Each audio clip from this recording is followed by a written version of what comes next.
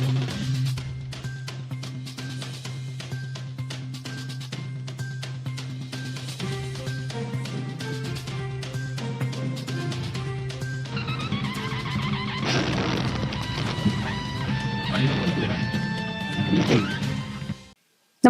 आपण पाहता Hirkani news. Hirkani news प्रत्येक क्षण ताज्या घडामोडी आणि महत्त्वाच्या प्रत्येक बातमीसाठी नेहमी तत्पर. सासऱ्याने जोरात धक्का दिल्याने सुनेचा मृत्यू. विरारच्या नारंगी गावातील घटना.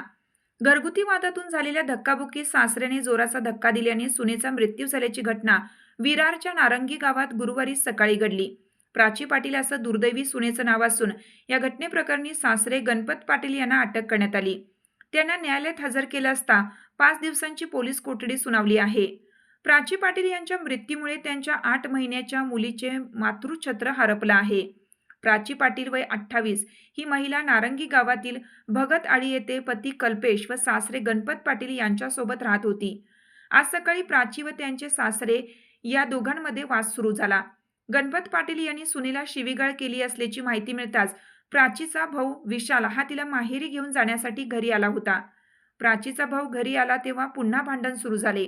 सासरे गणपत पाटील यांच्या खांद्यावर असलेली मुलगी आपल्या ताब्यात घेण्याचा प्रयत्न सून प्राची हिने केला. त्यावेळी दोघांमध्ये पुन्हा धक्काबुक्की झाली. प्राची आपल्या मुलीला खेचत असताना गणपत पाटील यांनी तिला एवढा जोरात धक्का दिला की ती खाली कोसळून गंभीर जखमी झाली. तिच्या डोक्याला दुखापत झाली. स्थानिक रहिवासी आणि कुटुंबियांनी तिला तातडीने नजीकच्या रुग्णालयात नेलं. मात्र डॉक्टरांनी तिला दाखल करण्यापूर्वीच मृत घोषित केले. या प्रकरणी स्थानिक पोलिसांनी गुन्हा दाखल करून प्राचीचे सासरे गणपत पाटील यांना अटक केली.